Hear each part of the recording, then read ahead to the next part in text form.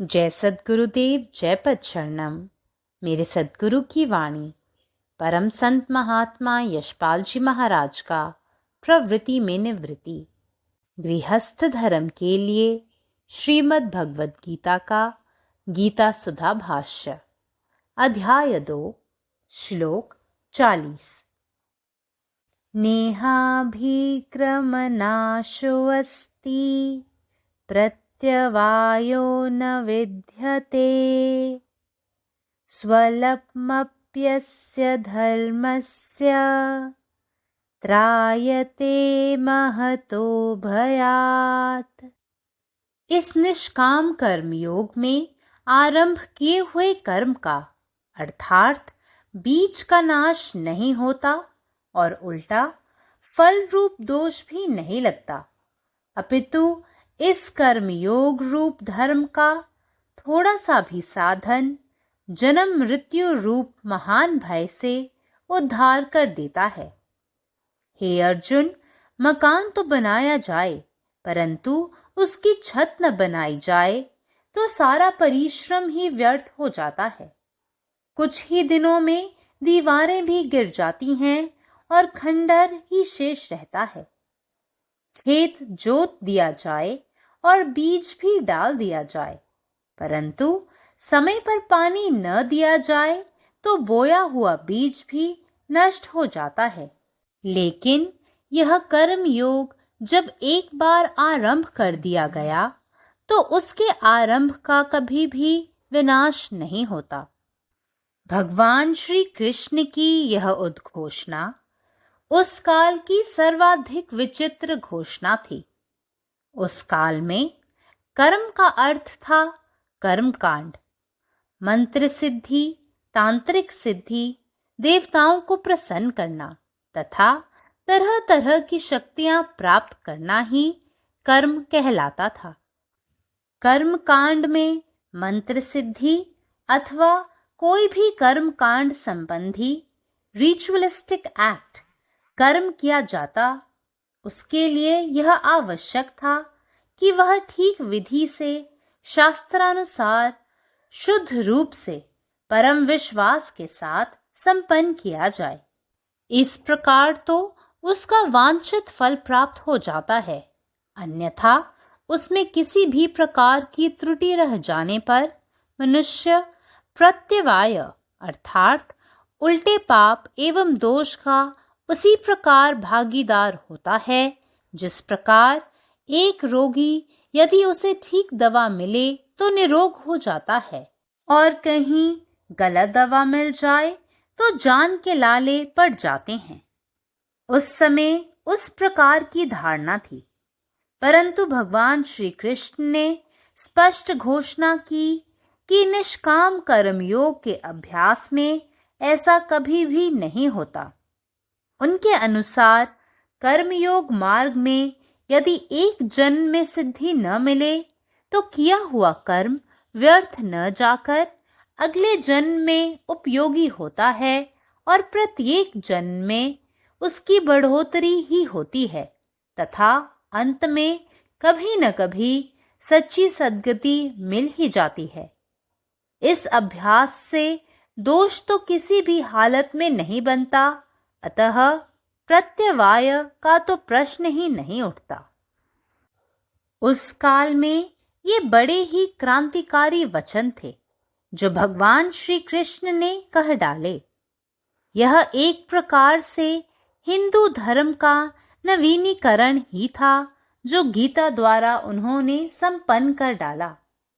उन्होंने हिंदू धर्म की नींव इतनी सुदृढ़ कर दी कि दुनिया के आगामी तूफान, जलजले, आंधियां उस पर तनिक भी असर न डाल सकें और वह ध्रुव तारे की भांति सदैव अटल, प्रकाश युक्त तथा नित्य मार्गदर्शक बना रहे। In this there is no loss of attempt, nor is there any adverse effect.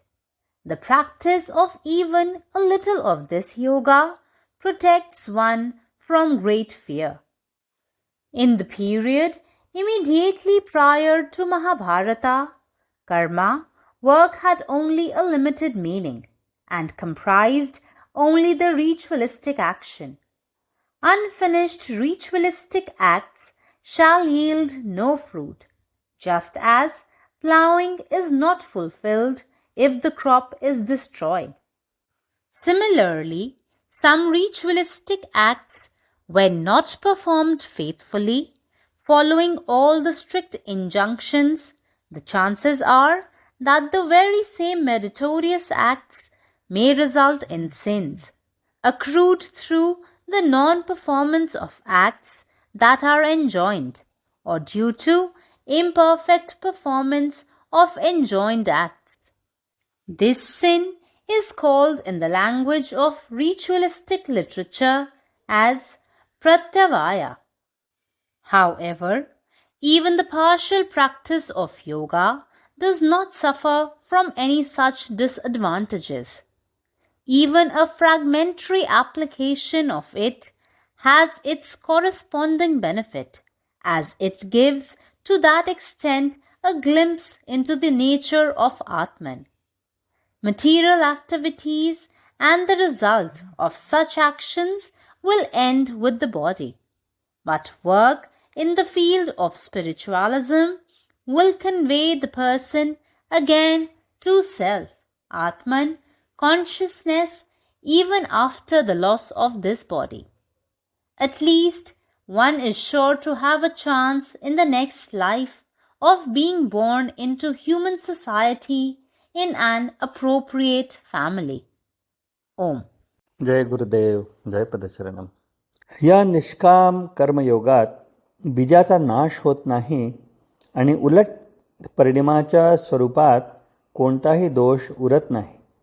उलट धर्माच्या या कर्मयोगाच्या थोड्याशा आचरणानेही जन्ममृत्यूच्या मोठ्या भीतीपासून मनुष्य वाचतो. हे अर्जुन, जर घर बांधले पण त्यावरती छप्पर नाही बांधले तर सर्व परिश्रम वाया जातात. काही दिवसात भिंती पडतात आणि फक्त अवशेषच उरतात. जर शेत नांगरले, बियाणे पेरले, परंतु वेळेवर पाणी नाही दिले तर पेरलेले बीज देखील नष्ट होते.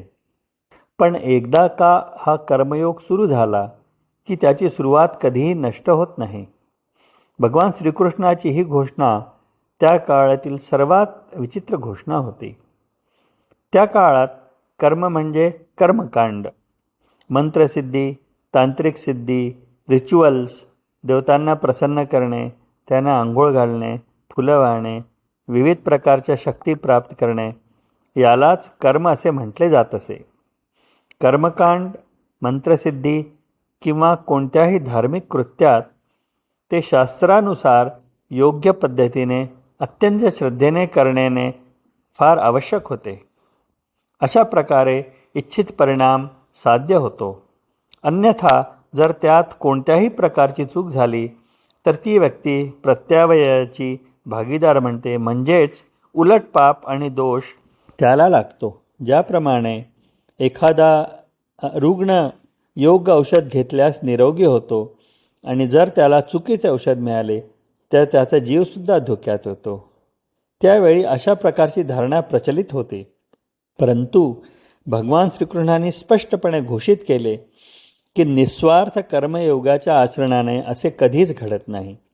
त्याच्या मते कर्मयोगाच्या मार्गात जर एखाद्याला या जन्मात यश मिळाले नाही तर केलेले कार्य वाया जात नाही, तर पुढच्या जन्मात उपयुक्त ठरते आणि ते प्रत्येक जन्मात वाढते आणि शेवटी एखाद्याला कधी ना कधी खरा मोक्ष मिळतो.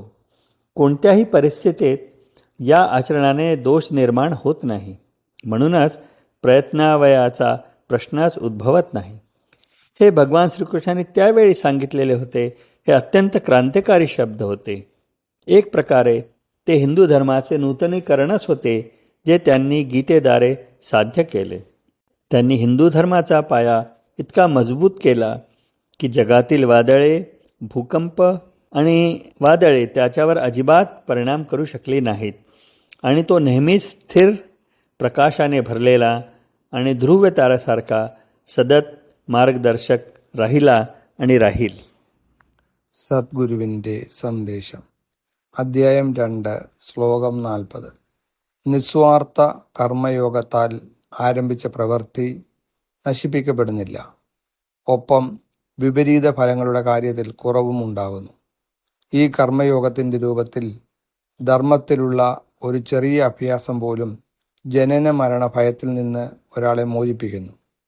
ഹേ അർജുന, ഒരു വീട് നിർമ്മിച്ചിട്ടും മേൽക്കൂര പണിയുന്നില്ലെങ്കിൽ എല്ലാ കഠിനാധ്വാനവും വെറുതെയാകും.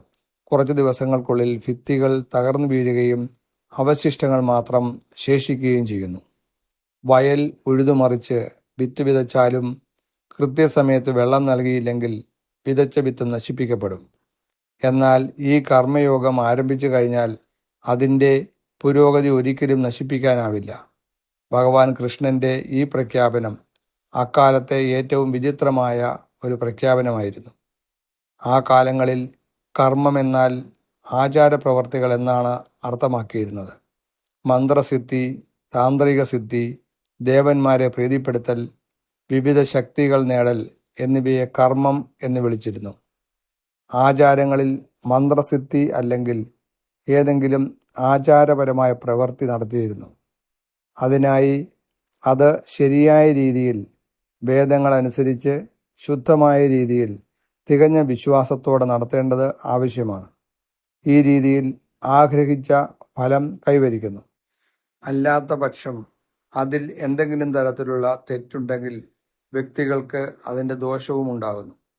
അതായത് ശരിയായ മരുന്ന് ലഭിച്ചാൽ രോഗി ആരോഗ്യവാനായി തീരുന്നത് പോലെ തെറ്റായ മരുന്ന് ലഭിച്ചാൽ, അതായത് അയാളുടെ ഭാഗത്തു നിന്ന് പാപവും തെറ്റും സംഭവിച്ചാൽ അയാളുടെ ജീവൻ അപകടത്തിലാവും. അക്കാലത്ത് അത്തരമൊരു വിശ്വാസം നിലനിന്നിരുന്നു. എന്നാൽ നിഷ്കാമ കർമ്മയോഗത്തിൽ ഇത് ഒരിക്കലും സംഭവിക്കില്ലെന്ന് ഭഗവാൻ കൃഷ്ണൻ വ്യക്തമായി പ്രഖ്യാപിച്ചു. അവരുടെ അഭിപ്രായത്തിൽ കർമ്മയോഗത്തിൻ്റെ പാതയിൽ ഒരാൾ ഈ ജീവിതത്തിൽ വിജയം നേടിയില്ലെങ്കിൽ ചെയ്ത പ്രവൃത്തി ഒരിക്കലും പാഴാവുന്നില്ല. അത് അടുത്ത ജന്മത്തിൽ ഉപയോഗപ്രദമാവുകയും അത് എല്ലാ ജന്മത്തിലും വർദ്ധിക്കുകയും അവസാനം ഒരാൾക്ക് എപ്പോഴെങ്കിലും യഥാർത്ഥ മോക്ഷം ലഭിക്കുകയും ചെയ്യുന്നു. ഈ ആചാരം ഒരു സാഹചര്യത്തിലും ഒരു തെറ്റും സൃഷ്ടിക്കുന്നില്ല. അതിനാൽ പ്രത്യവായ അഥവാ വിപരീത ഫലം എന്ന ചോദ്യം തന്നെ ഉദിക്കുന്നില്ല. അക്കാലത്ത് ഭഗവാൻ ശ്രീകൃഷ്ണൻ പറഞ്ഞ വളരെ വിപ്ലവകരമായ വാക്കുകളാണിവ. ഒരു തരത്തിൽ പറഞ്ഞാൽ ഗീതയിലൂടെ അദ്ദേഹം നേടിയ ഹിന്ദുമതത്തിൻ്റെ നവീകരണമായിരുന്നു അത്. ലോകത്തിലെ വരാനിരിക്കുന്ന കൊടുങ്കാറ്റുകൾ, ഭൂകമ്പങ്ങൾ എന്നിവയൊന്നും അതിനെ ബാധിക്കാത്ത വിധം അദ്ദേഹം ഹിന്ദുമതത്തിൻ്റെ അടിത്തറയെ ശക്തമാക്കി. അത് എല്ലായ്പ്പോഴും സ്ഥിരമായി പ്രകാശം നിറഞ്ഞതും ധ്രുവനക്ഷത്രം പോലെ നിരന്തരമായ വഴികാട്ടിയുമായി തുടർന്നു. പരമാത്മാവ് നീ തന്നെ, നിന്റെ ഇഷ്ടം പൂർണ്ണമാകട്ടെ. జై సద్గురుదేవ్, జై పదశరణం. నా సద్గురు సందేశము గీతాసుధ ప్రసత్ మహాత్మా శేషబాజీ మహారాజు వారిచే ప్రతిపాదించబడిన ప్రవృత్తిలో నివృత్తి గృహస్థ మార్గంలో గీతా భాష్యము అధ్యాయము 2 సాంఖ్యయోగం శ్లోకం 40. ఈ నిష్కామ కర్మ యోగంలో ప్రారంభించిన కర్మ అనగా బీజము లేదా మూలము నశించదు మరియు వ్యతిరేక ఫలదోషం కూడా కలగదు. అంతేగాక కర్మయోగ ధర్మం యొక్క కొద్దిపాటి సాధన అయినా కూడా జన్మమృత్యు రూపమైన మహాభయం నుండి ఉద్ధరిస్తుంది. ఓ వదిన, ఇల్లు కట్టబడినది కానీ దానిపై కప్పు కట్టబడినట్లయితే శ్రమంతా వృధా అవుతుంది. అలా కొద్ది రోజుల్లో గోడలు కూడా పడిపోతాయి, శిథిలాలు మాత్రం మిగిలి ఉంటాయి. పొలం దున్నబడింది, విత్తనాలు నాటబడ్డాయి, కానీ సమయానికి నీరు పెట్టబడినట్లయితే నాటబడిన విత్తనాలు నశించిపోతాయి. కానీ ఈ కర్మయోగం ఒక్కసారి ప్రారంభించినట్టయితే దాని ప్రారంభము ఎన్నటికీ కూడా నశించదు. శ్రీకృష్ణ భగవానుని ఈ ఉద్ఘోషణ ఆ కాలం నాటి సర్వాధిక్యమైన విచిత్ర ఘోషణ. ఎందుకంటే ఆ కాలంలో కర్మకు అర్థం కర్మకాండ, మంత్రసిద్ధి, తాంత్రిక సిద్ధి, దేవతలను ప్రసన్నం చేసుకునుట, అలాగే రకరకాల శక్తులను పొందుట అనేది కూడా కర్మ అని చెప్పబడేది. కర్మకాండలో మంత్రసిద్ధి లేదు. ఏదైనా కర్మకాండకు సంబంధించిన కర్మ చేయబడుతుంది అంతే. దానికోసం సరైన పద్ధతిలో శాస్త్రం అనుసరించి పరిశుద్ధముగా ఎంతో విశ్వాసంతో కర్మ చేయవలసిన అవసరం ఉన్నది. ఈ ప్రకారంగా చేసినట్టయితే కోరిన ఫలితం లభిస్తుంది. అలా కానిట్లయితే దానిలో ఏదైనా పొరపాటు, తప్పు ఉన్నట్లయితే మానవుడు ప్రత్యవాయ విరుద్ధ ఫలితములకు మరియు దోషములకు హక్కుదారుడవుతాడు. ఏ విధంగానగా ఒక రోగికి సరైన మందు లభించినప్పుడు ఎలా ఆరోగ్యవంతుడవుతాడో, అలాగే తప్పుడు ఔషధం లభిస్తే ప్రాణములు ముప్పు కలిగే ప్రమాదం ఉన్నదో ఆ విధంగా ఆ కాలంలో ఈ విధమైన భావన ఉండేది.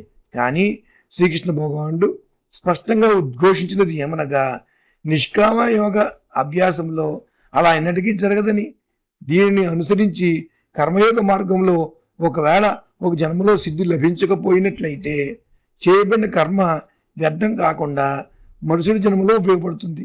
ప్రతి జన్మలోనూ అది అభివృద్ధి అవుతుంది. చివరకు ఎప్పుడో ఒకప్పుడు నిజమైన సద్గతి లభిస్తుంది. ఈ అభ్యాసంచే ఎటువంటి పరిస్థితుల్లోనూ కూడా దోషం కలగదు. అందుచేత ప్రత్యవాయ అనగా విరుద్ధ ఫలితం అనే ప్రశ్నే తలెత్తదు. శ్రీకృష్ణ భగవానుడు చెప్పిన ఈ మాట ఆ కాలంలో గొప్ప విప్లవాత్మకమైన మాట. ఒక విధంగా ఆయన గీత ద్వారా హిందూ ధర్మాన్ని నవీకరణం చేశాడు.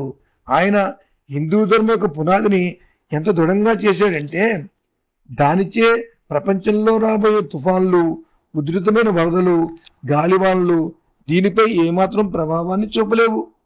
ఇంకను అది ధృవతార వల్లే ఎల్లప్పుడూ అచంచలంగా ప్రకాశవంతంగా ఉండి నిత్యం మార్గదర్శకమై ఉంటుంది.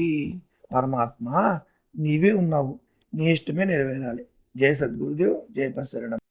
नेहाभिक्रम नाशो अस्ति प्रत्यवायो न विद्यते स्वल्पं पस्य धर्मस्य त्रायते महतो भयात्। अय निष्काम कर्म योग में आरंभ कैल गेल कर्म माने बीज कखनो नष्ट नहीं होइत अछि, उनटे ओ फल स्वरूप दोख सेहो नहीं दैत अछि। अय कर्म योग रूप धर्मक अल्प साधनो जन्म मृत्यु नामक महाभय से उद्धार करे वाला अछि। हे अर्जुन, जो मकान बनाओल जाय मुदा ओकर छत नहीं बनाओल जाय त समस्त परिश्रम व्यर्थ भ जाइत अछि। किछ दिन में दीवारो खसि पड़ैत अछि आ खंडहर मात्र बचि जाइत अछि। खेत जोतल गेल हुए, बीज सेहो पड़ि गेल हुए, मुदा समय पर पानि नहीं देल जाय त रोपल बीज सेहो नष्ट भ जाइत अछि। मुदा ई कर्म योग एक बेर आरंभ भ गेल त ओकर नाश कखनो नहीं होइत अछि।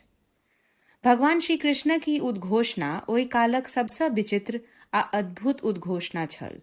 कारण जे ओहि काल में कर्मक अर्थ माने कर्म कांड मानल जाइत छल। मंत्र सिद्धि, तांत्रिक सिद्धि, देवताक प्रसन्नता आ शक्ति प्राप्ति। कर्म कांड में यदि कोनो मंत्र सिद्धि वा अनुष्ठान कैल जाइत छल त से शास्त्रानुसार विधि सँ आ पूर्ण विश्वास सँ संपन्न करब आवश्यक छल, तखने ओकर वांछित फल भेटैत छल। आ जँ कोनो त्रुटि भ जाइत छल त मनुष्य प्रत्यवाय माने उल्टा पाप आ दोखक भागी बनैत छल। जेना रोगी के सही औषधि भेटल त निरोग भ जाइत अछि, मुदा गलत औषधि भेटल त प्राण संकट में पड़ि जाइत अछि। ओहि समयक धारणा ई छल। मुदा भगवान श्री कृष्ण स्पष्ट घोषणा केलनि जे निष्काम कर्म योगक अभ्यास में एना नहीं होइत अछि। ओ स्पष्ट केलखिन जे कर्मयोग मार्ग में जँ एक जन्म में सिद्धि नहीं भेटल त कैल गेल कर्म व्यर्थ नहीं जाइत अछि, अपितु आगा जन्म में उपयोगी होइत अछि। प्रत्येक जन्म में ओ बढ़ते रहैत अछि आ अंत में निश्चित सद्गति भेटैत अछि। एहि अभ्यास सँ दोख कोनो हालत में उत्पन्न नहीं होइत अछि आ प्रत्यवाय के कोनो प्रश्नो नहीं उठैत अछि। एहि काल में भगवान श्री कृष्ण जे वचन कहि देलखिन से अत्यंत क्रांतिकारी छल। ई एक प्रकार से हिंदू धर्म के नवीनीकरण छल जे गीता द्वारा संपन्न कैल गेल। ओ हिंदू धर्म के एतेक मजबूत क देलखिन जे संसारक आगामी हवा बसात, भूकंप आ आन्ही सेहो सहि गेल। ओ ध्रुव तारा जकाँ सदा अचल, प्रकाशमान आ मार्गदर्शक बनल रहल। अखिल भारतीय संतमत सत्संग पंजीकृत दिल्ली, मुख्यालय B20 CC colony, Rana Pratap Bagh के सामने, दिल्ली। सत्संग आश्रम संत यशरूप तपोभूमि परिसर, अनंगपुर, जिला फरीदाबाद, हरियाणा।